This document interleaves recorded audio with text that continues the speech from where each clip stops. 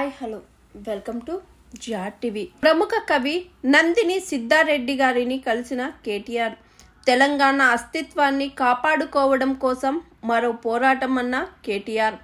తెలంగాణ సాహితీ ఉద్యమంలో ప్రముఖ పాత్ర పోషించిన కవి రచయిత నందిని సిద్ధారెడ్డి గారిని బీఆర్ఎస్ వర్కింగ్ ప్రెసిడెంట్ కేటీఆర్ వారి నివాసంలో మర్యాదపూర్వకంగా కలిశారు. నందిని సిద్ధారెడ్డి తెలంగాణ ప్రభుత్వం ఇవ్వజూపిన కోటి నగదు పారితోషికం మరియు ఫ్లాట్ను తిరస్కరించడం తెలంగాణ అస్తిత్వ పరిరక్షణలో ఒక మైలురాయిలుగా నిలుస్తుందని కేటీఆర్ అన్నారు. తెలంగాణ అస్తిత్వ పరిరక్షణలో సిద్ధారెడ్డి గారు చూపిన నిబద్ధత, తెగువ తెలంగాణ చరిత్రలో చిరకాలం నిలిచి ఉంటుందని అన్నారు.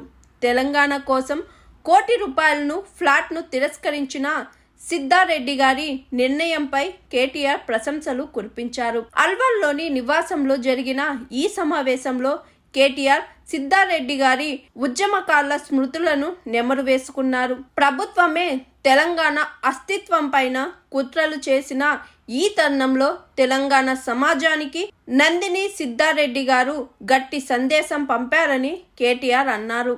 తెలంగాణ బిడ్డలు తమ అస్తిత్వాన్ని కాపాడుకోవడానికి ఎన్ని త్యాగాలకైనా వెనకాడరని సిద్ధారెడ్డి గారి ఈ ధైర్యవంతమైన నిర్ణయం సమాజానికి గొప్ప సందేశం ఇచ్చిందని కేటీఆర్ అన్నారు. ఈ సమావేశంలో తెలంగాణపై ప్రస్తుతం జరుగుతున్న అస్తిత్వ దాడులపై చర్చ జరిగింది.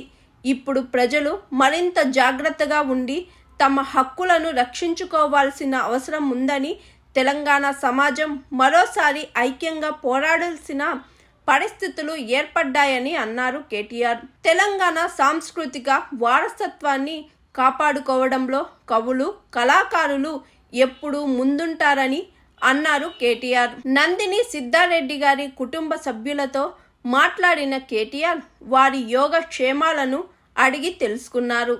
నందిని సిద్ధారెడ్డి తాను రాసిన కొన్ని పుస్తకాలను కేటీఆర్కు అందజేశారు. ఈ సమావేశంలో MLA Marri Rajasekhar Reddy, MLC Deshapati Srinivas, BRS నాయకులు బాల్కా సుమన్, దేవి ప్రసాద్, దాసు శ్రవణ్ పాల్గొన్నారు. Hi, this is Swathi. Like చేయండి, షేర్ చేయండి, కమెంట్ చేయండి అండ్ సబ్స్క్రైబ్ చేయండి GR TV. Hi, this is Monica. Please like, share and subscribe GR TV.